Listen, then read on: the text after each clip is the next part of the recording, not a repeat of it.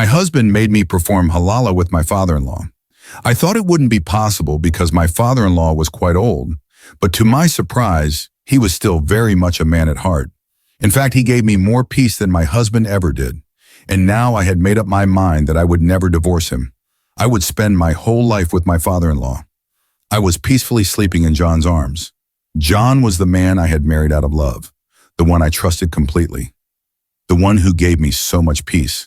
I had always felt calm in his embrace, but even now, I felt secure in his arms when suddenly my phone started ringing. I picked it up and heard my friend crying uncontrollably on the other end. I quickly stepped out of the room, not wanting to disturb John's sleep. I walked down the stairs, but instead of going all the way down, I sat halfway on the stairs. My room was upstairs, and below me lived my father-in-law, who wasn't my biological father, but whom John loved dearly and treated like his own father. As I sat there, I began speaking to my friend Emily, who was crying. I asked, "What's wrong, Emily? Why are you crying?" Between sobs, Emily told me that her husband had thrown her out of the house and was marrying someone else because they didn't have children. I felt so much sorrow for her. She was such a good friend to me. I promised her, "Don't worry, I will talk to Daniel," her husband, myself. I knew Daniel well, as Emily's marriage had happened 2 years before mine, so I had also spoken to him on several occasions. After hanging up with Emily, I immediately dialed Daniel's number, thinking I would confront him about what he had done to Emily. I was determined to speak to him firmly and tell him not to treat her like this. Just as I began speaking with Daniel, I heard footsteps behind me. Turning around, I saw John standing there, looking at me with suspicion. He extended his hand and said, "Give me the phone." I was confused, but I handed him the phone and said, "It's Emily's husband, Daniel." Without another word, John abruptly hung up the phone. Then, in a voice full of anger and disgust, he demanded, "Why was he calling you at this hour?" I panicked, realizing John had misunderstood the situation. I quickly explained, "It's not what you think, John. It was Emily who called. She told me that Daniel kicked her out, and I just wanted to talk to him and convince him not to treat her like this." John, however, slapped me hard across the face. His words were sharp as he accused me. "Don't lie to me. I know exactly what's going on." My heart sank and I froze in shock. He went on, "Your friend Emily told me a long time ago that you've been chasing after her husband. You made her leave her house, and now here you are, sitting on the stairs in the middle of the night, flirting with him." Hearing those words from John felt like my world had collapsed. I stumbled, trying to defend myself. "John, you're mistaken. Why would I ever do something like that? Emily is my good friend. I was just worried about her because she has no children, and now Daniel has thrown her out." John, in his rage, grabbed my hair and said, "Emily told me that you've been calling Daniel at night, trying to get his attention." I didn't believe her before, but today when Emily called, I was shocked. And when I went outside, I saw you talking to him. Emily hasn't been kicked out. She's still with her husband, but it's you who's causing all the trouble. What is it that you're looking for in Daniel? What's missing in my love that you'd be interested in her husband? I was crushed, unable to find the right words. He continued, looking at me with contempt. "You've cared nothing for our relationship, nor for your friendship with Emily. You're just using her. And now I know the truth. You don't care about anything, neither me nor your friendship." I pulled away from John, trying to calm myself. "I didn't do anything, John. I only called Daniel because Emily is upset, and I thought I could help her. I shouldn't have called so late at night, but I didn't mean any harm. If you don't believe me, you can ask Emily." To prove my point, I took my phone back from John and dialed Emily's number again. This time, I put the call on speaker and asked Emily, "Tell him, Emily, why did I call Daniel?" Emily's voice came through, still crying. "Because you love Daniel, Wania. You wanted to get rid of John and have a life with Daniel. You ruined my home and destroyed my family. How could you do this to me, Wania? You're my friend, but you're after my husband." I was left speechless. Emily's words hit me like a slap in the face. I couldn't believe what I was hearing. I tried to explain, "Emily, what are you talking about? I called Daniel because he kicked you out. You have to understand." But Emily's response was devastating. My husband didn't kick me out. You're the one trying to take over my house. You know that I can't have children, and you've been using that to your advantage. But remember this, Daniel will never be yours. He loves me, and he will always be with me. She hung up the phone, and I felt like I had been thrown into a pit of despair. John, his eyes filled with fury, turned to me and demanded, "Tell me, when did this all start? Are you just talking on the phone, or have you been meeting him secretly too?" I shook my head horrified and said, "No, John, nothing like that is happening. Emily is lying." But John wasn't convinced. Hearing those words from John completely shattered my world. I was stunned and responded angrily, "John, get a grip. What are you saying? Why would I do that? Maria is my best friend. I was just worried about her and Zane because they don't have children. You know that. That's why Maria was so worried, and now Zane has thrown her out." Suddenly, John grabbed my hair, pulling me toward him. "Maria told me a long time ago that you've been calling Zane late at night, making excuses to talk to him. I didn't believe her at first, but when her call came in today and she told me you were talking to her husband, I was shocked. Then I walked out of the room, and sure enough, I saw you speaking to Zane myself. Maria hasn't been kicked out. She's still living with her husband. But it's you who is making sure their house doesn't stay together. What is it you're looking for in Zane? What is missing in my love that you would be interested in Maria's husband?" John's words stung like daggers, and I was left speechless. What was I supposed to say? I pulled away from him, trying to calm myself. "John, you still don't understand. I called Zane because Maria asked me to. She's so distressed because Zane kicked her out. I just wanted to help, to talk to him and tell him to treat her better. I shouldn't have called at that hour, but I didn't mean anything wrong by it. If you don't believe me, ask Maria. She knows what happened." I grabbed the phone from John's hands and called Maria again. I put it on speakerphone and asked, "Tell him, Maria, why did I call Zane?" On the other end, Maria's crying voice broke through. "Because you love Zane, Vanessa. You want to get rid of John and be with Zane. You ruined my life, destroyed my family. How can you do this to me, Vanessa? You're my friend, but you're after my husband." I couldn't believe what I was hearing. My whole world seemed to crash down in that instant. I stuttered, "Maria, what are you saying? Get a hold of yourself. I called Zane because he kicked you out. I didn't do anything wrong." Maria responded, her voice filled with venom. "Why would my husband kick me out? It's you who wants to take over my home. You know I don't have children, and you've used that to your advantage. But remember this, Zane will never be yours. He loves me, and he is mine." With that, she hung up the phone. I felt as though I had been thrown onto burning coals. John was glaring at me, his eyes full of hatred. Then in anger, he said, "Tell me, when did this start? Were you just talking on the phone, or have you been meeting Zane secretly?" I looked down, embarrassed, my face burning with shame. I shook my head and said, "No, John, nothing like that is happening. Maria is lying." John laughed sarcastically and said, "Really? First you said Zane kicked Maria out of the house. Then you said you called him to help. Now you're telling me Maria's lying?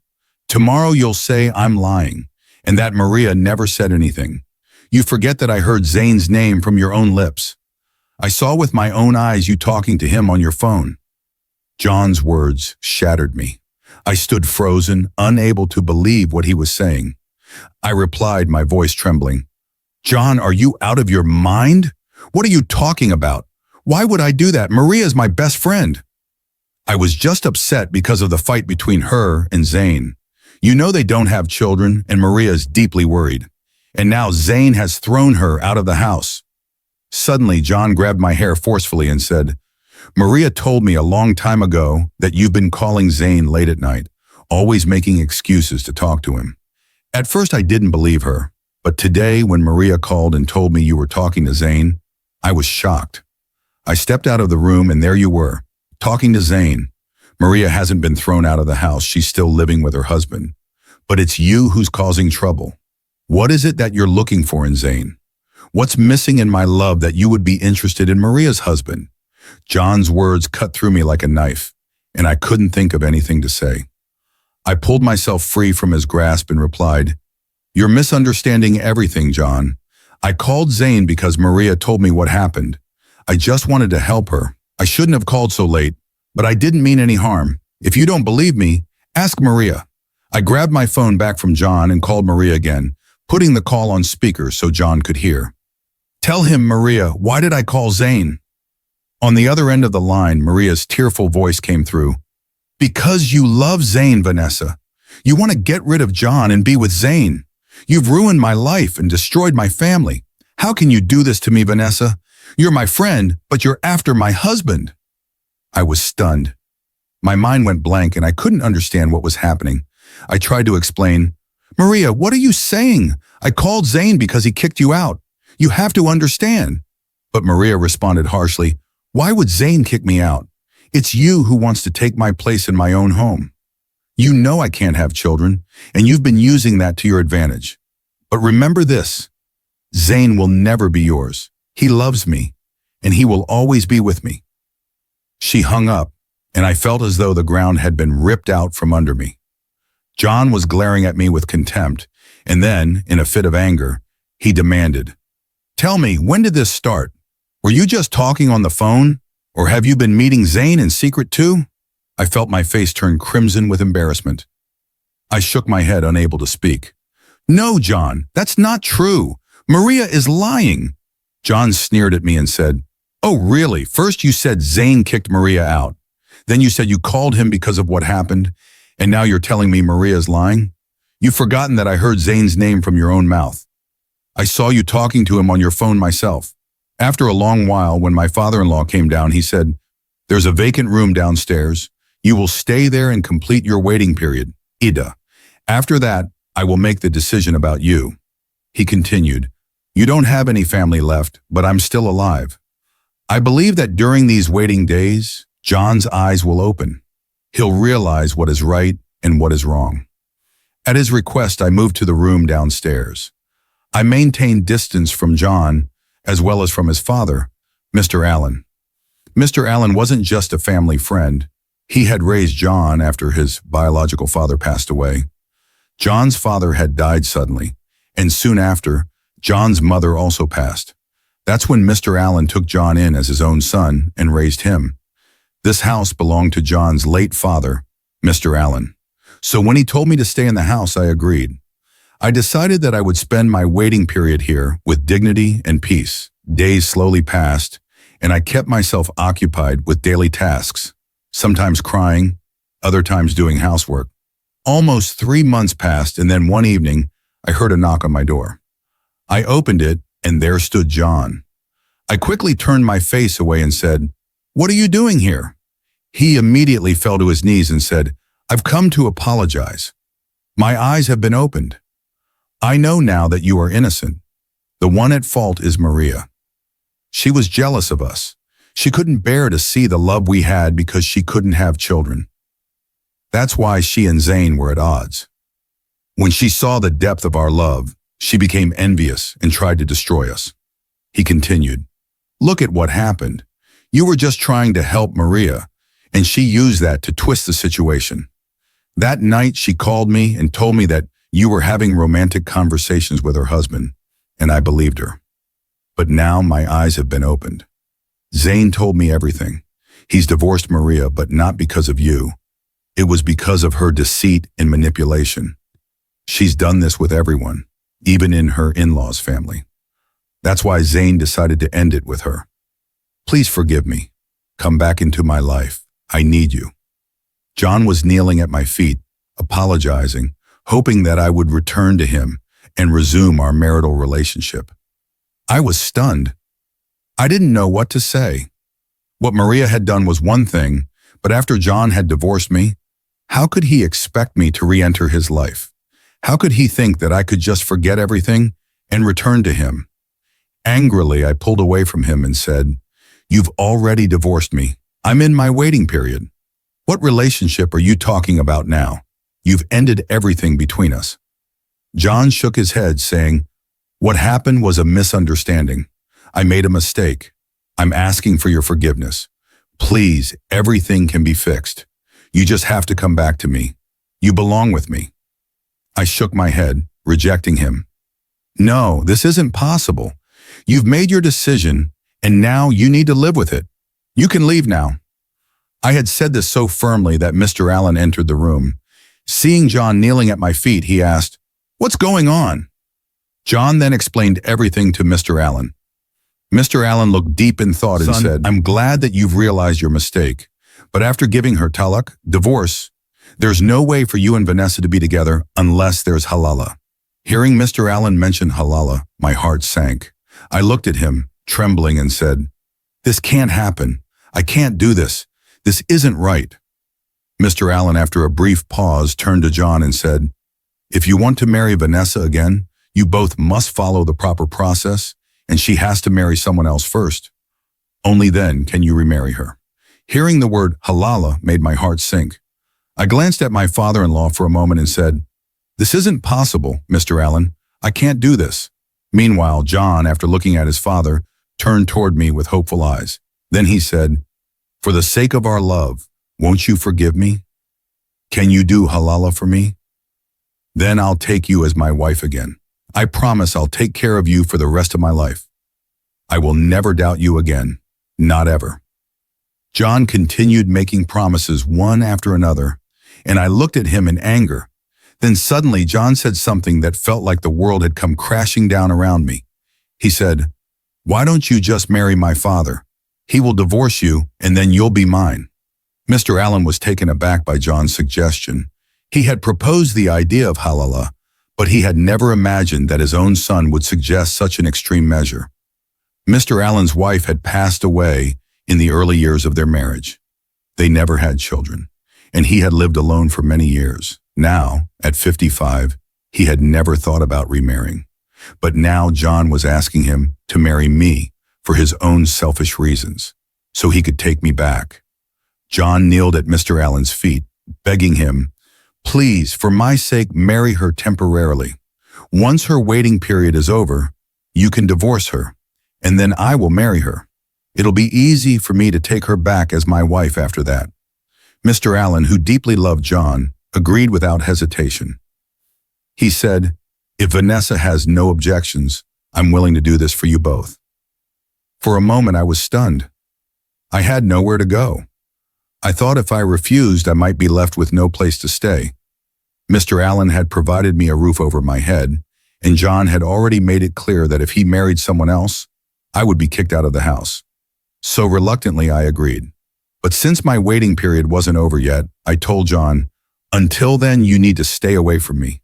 You must respect the boundaries." John agreed and said, "I'll find a place to stay temporarily. Once your waiting period is over, I'll have you marry my father, and I'll stay somewhere else. When I come back, you can divorce him, and we'll marry." He said it so casually, like it was all a game to him. So John moved out, and I spent my days in relative peace, waiting for my iddah to end. Eventually, 3 months passed, and then one evening, I heard a knock on my door. When I opened it, there stood John again. I quickly turned my face away and said, "What are you doing here?" John immediately knelt in front of me and said, "I've come to apologize. My eyes have been opened. I now know that you are innocent. The one at fault is Maria. She was jealous of us. She couldn't handle the love we shared, especially since she couldn't have children. That's why there was tension between her and Zane. When she saw how deep our bond was, she became envious and tried to tear us apart." John continued, "Look at what happened. You were only trying to help Maria, and she used that to manipulate the situation. That night she called me and told me that you were speaking romantically with her husband. I believed her. But now my eyes have opened. Zane has told me everything.